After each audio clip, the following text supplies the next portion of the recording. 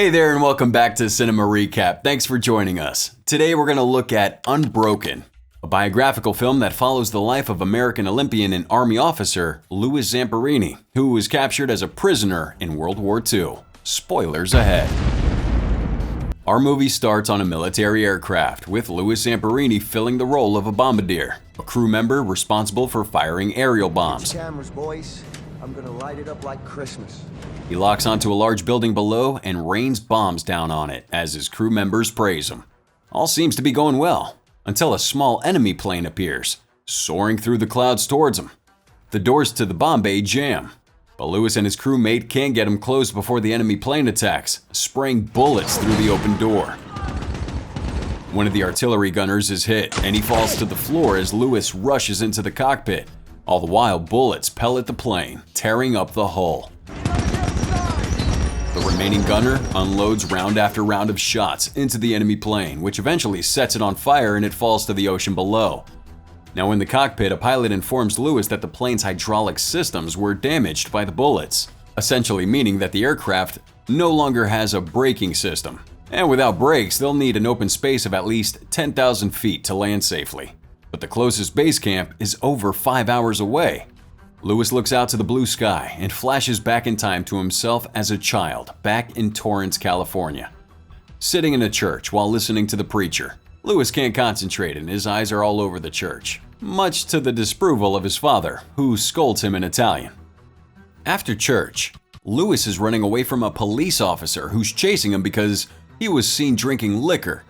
He easily outruns that officer, eventually making his way to a building and tearing a plywood board off its side.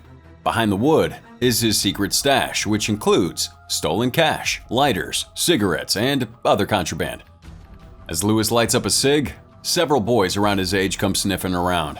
They bully him mercilessly, focusing especially on his Italian-American heritage. Now, Louis tries to fight back, but the boys outnumber him 4-1. They circle around him, but suddenly, the cop appears, and the boys scatter. The officer pulls him along by his collar, gruffly stating that the only reason he isn't in prison is out of respect for his parents. He drags the boy home and tells Louis's mother that he was caught drinking liquor and picking fights with other boys. Louis's mom doesn't understand English, so she relies on her eldest son Pete to translate, and that night she tells her husband about Louis's misdemeanors, to which he spends the evening disciplining him with a belt. And on the next day, Louis is back to drinking, hiding out underneath the bleachers until a gym teacher spots him. He runs, rushing out of the bleachers past the running track and out on an open field. His brother Pete, who happens to be on the track team, notices how fast his little brother can run and gets an idea. So later, Pete forces Louis to run beside him as he bikes through a path. We find out that Pete wants Louis to join the track team, but Louis isn't interested, insisting that he's nothing special and would never be able to race like the others. Pete, however, doesn't let up. So Louis joins the track team and his skills quickly improve. Before long, he can outrun his brother's bike and easily beats the other kids his age. He continues running track as he gets older, and before long, he becomes the fastest high school runner in American history, securing an invite to the Olympics. The flashback ends, and Louis is once again on an aircraft as they're soaring to a rocky descent. Despite not having any brakes, that pilot still manages to land the plane without crashing. The crew cheers in success as they touch ground, but the sight of their dead comrades quickly sobers their spirits. Back at the military base, Louis is on a run when his crew drives up to him in a Jeep. They explain that they've all been assigned on a search and rescue mission, as another plane en route to Canton never made it. Their dead crewmates have been replaced with new ones, and they have a new plane too, but it's an old one previously used for spare parts. Now the team is soaring over the ocean when suddenly both engines fail. The plane goes down and everyone braces for impact. As they fall, Louis has another flashback. He's a young man again, standing in line with his fellow athletes in the Olympic Games. Back home, his entire family is gathered around the radio, anxiously waiting for Louis's race. As a newcomer, he's only asked to participate in the 5,000-meter race, but no one truly expects him to have a shot at winning. The race begins, and the announcer immediately notes that the runners have separated into 3 distinct groups.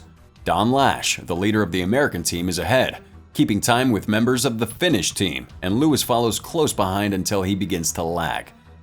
By the 8th lap, the Finnish athletes are far ahead, and it looks like they'll be taking home the medal.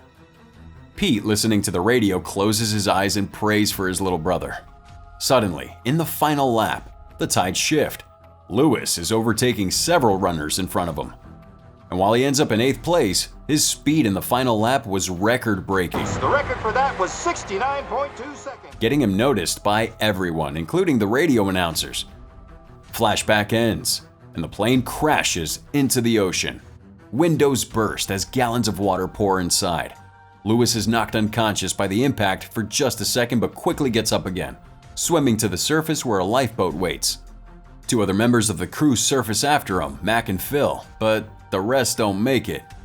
Now Lewis doesn't allow himself to think about his fallen crewmates, and instead focuses on the ration pack that they fortunately have while Mac is panicking.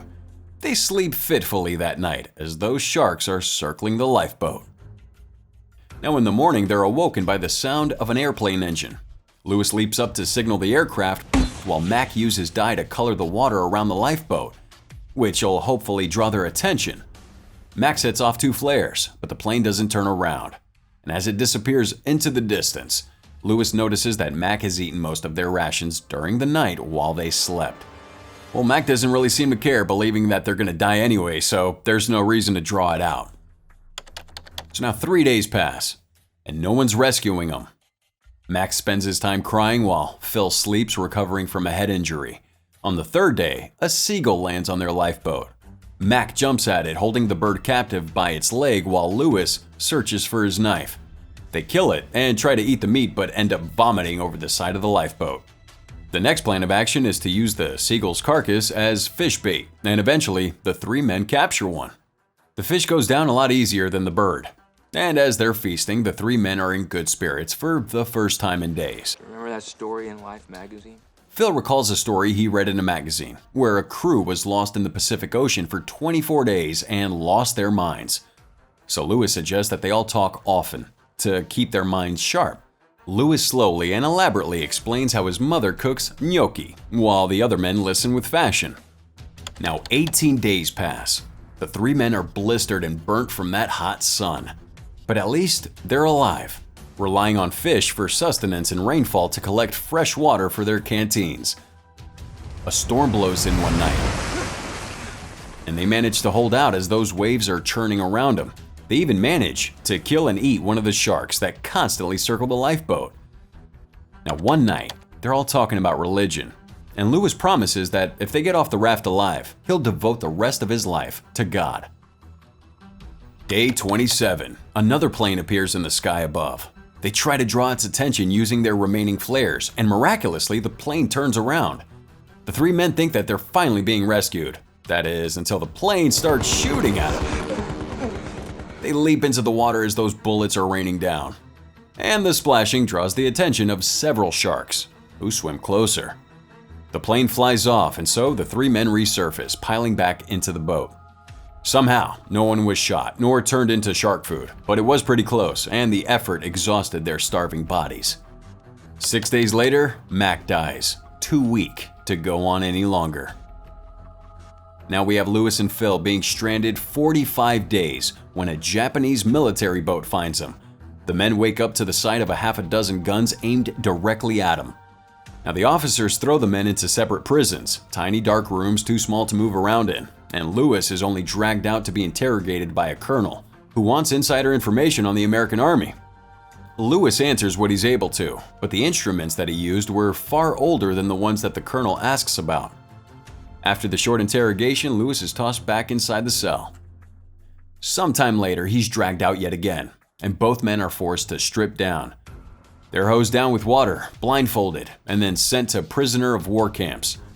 As Lewis rides, he can vaguely make out the forms of a city and surmises that he must be in Tokyo. Now at the camp, the prisoners are lined up in front of a man named Corporal Watanabe. He tells them that they're in a Mori detention camp and will be treated as enemies of Japan. The corporal targets Lewis immediately, breaking his nose with a baton. The prisoners are forced to stand in quarantine for a night before being allowed to enter the barracks. Now the next morning, they're all lined up once again for inspection. Now the corporal has since looked through their files and knows their occupations. He zeroes in on Lewis for being an Olympic athlete and forces him to run a lap around the camp to prove it. But Lewis is understandably weak from the time at sea and the imprisonment afterwards, so he inevitably falls. And that night, in the barracks, a former lieutenant named Fitzgerald tells Lewis that the US Army has invaded the Marshall Islands. The news that the Allies are gaining ground in the war makes Lewis hopeful, and he almost cracks a smile. The prisoners are forced to do menial labor in the camp, like emptying out the latrines. Watanabe continues to be unnecessarily cruel, torturing the prisoners at the slightest provocation. Lewis vows to kill him, but Fitzgerald tells him that the best revenge would be making it to the end of the war alive. Now one day, Lewis is called to the head office, where a pair of Japanese businessmen are waiting for him. It appears they want him to speak for their radio show, The Postman Calls. Lewis accepts and is taken from the camp and into the city for a day. On the show, Lewis tells listeners that he's alive and being treated as well as can be expected for a prisoner of war. The businessmen like it and prepare another script for him to read, but Lewis refuses, as it's full of untruthful propaganda about the United States. The men explain that if he follows the script, he can stay in the city for longer and would be treated well. Well, he's tempted by that promise of good food and comfort, but ends up returning to camp instead. And when he gets back, Watanabe's bitter. He forces the other prisoners to punch Lewis in the face, starting with Fitzgerald. Well, Fitzgerald refuses, and so another prisoner's brought out. For every person that refuses to punch Lewis, the other prisoner is beaten, thus they all have no choice. The punching goes on until sunset, and Lewis eventually falls unconscious from the pain. Weeks pass, and the winter hits Japan. The prisoners entertain themselves by hosting a performance of Cinderella, with Fitzgerald playing the lead role. As everyone watches and laughs, Watanabe whispers to Lewis that he's been promoted. So the next day, they all watch him leave with mixed feelings. On one hand, Watanabe was a monster, and they're glad to be rid of him. On the other, Lewis and Fitzgerald are frustrated that he's simply allowed to leave with honor after being so violent and cruel. Air raids strike throughout the night, so the prisoners are roused to climb up on the roof and put out the fires from stray shrapnel. As they watch the planes attack each other on the horizon, the prisoners are hopeful once again that their side of the war will prevail. This hope is quickly deflated, however, when Fitzgerald confesses that he overheard the Japanese issuing kill-all orders should they lose the war. Basically, no matter what side comes out victorious, the prisoners still lose. Now time skips forward as Lewis is nudged away by Fitzgerald. All around him, his fellow prisoners are packing up their things. We find out that the camp is moving south, somewhere that the Allies can't find him. They're marched out, escorted by Japanese soldiers, and end up at a coal factory in a port town struck hard by the air raids. Once again, they're lined up, and Watanabe heads down to meet him. It seems that he's been promoted to sergeant of Naotsu prison camp, which is where they are, and he greets Lewis with a slap to the face. The prisoners are forced to work on the coal barges, a job even more difficult than their previous one.